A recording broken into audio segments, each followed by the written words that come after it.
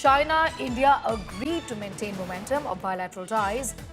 The Chinese mouthpiece, though, makes a big claim here, saying External Affairs Minister agrees Taiwan is China territory.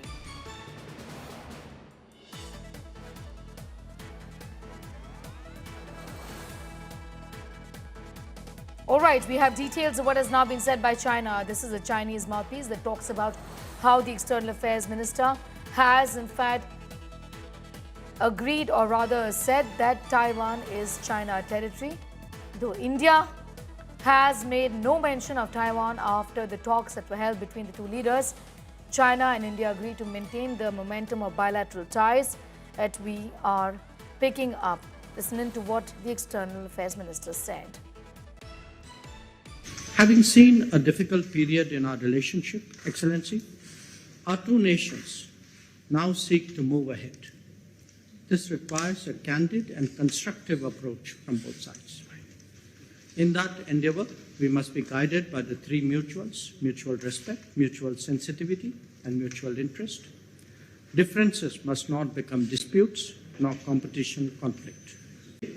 Our talks will cover economic and trade issues, pilgrimages, people-to-people contacts, river data sharing, border trade, connectivity, and bilateral exchanges. I would like to follow up on some particular concerns that I had brought up with you, Excellency, when I visited China in July. All right, so that's what India essentially has said, though the Chinese mouthpiece has made a big claim. India, of course, continues to maintain a pragmatic relationship with Taiwan.